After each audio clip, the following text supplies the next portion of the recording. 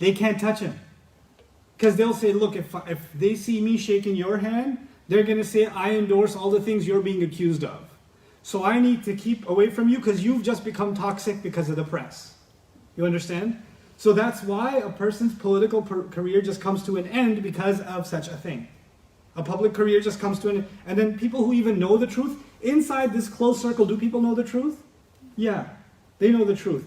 But once Yusuf alayhi salam is going to get framed and thrown into jail, then nobody's going to go near him because going near him would mean political suicide.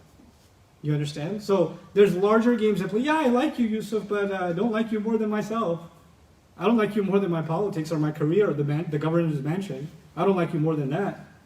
So that's where, you know, the line is going to get drawn. And we're going to see from the other side, because reputation is the sort of the weak link, that's where, you know, her friends are going to attack her to bring her down. Because, you know, in that upper circle, unlike, you know, when you have friends at school or you have friends you get together and you have pizza or whatever, in that circle, people get together and they share parties and they dress up and they take pictures together, but they all hate each other.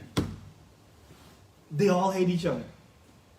They're like the vice president's wife is best friends with the president's wife, but hates the president and his wife because why couldn't my husband be the president?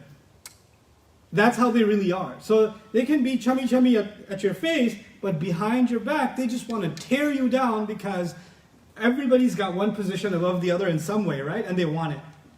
So they'll pretend to be friends. They'll be, you know, they'll be the same social circle, but actually they are the most vicious kinds of enemies against each other. And any chance they get to tear the other down, they'll take. You know? And as I described this in the highest echelons of society, this satanic disease doesn't just exist in the highest levels of society. You could be working at a Walmart or a McDonald's or a shoe store or whatever, and your friends could be some of those people that just can't see you get a promotion. You became a manager? Yeah, because, you know, jealousy is not just about who's living in the palace. Jealousy could be you. Wait, you moved to a 2-bedroom? I got to find some way of tearing.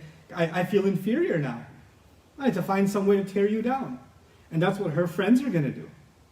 And by the way, I'm getting ahead of myself. We'll talk about this tomorrow, inshallah. If they are being invited to her house, right? They got invited to her house. You guys know the story already, at least the events of the story. If they're talking like that about her, and then they have no problem coming over to her house, what does that tell you?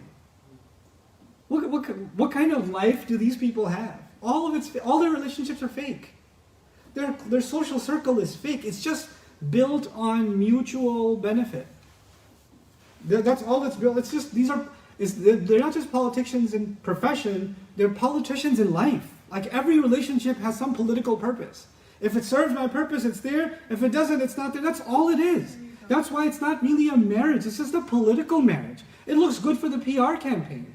That's why he's not up in arms about what she did.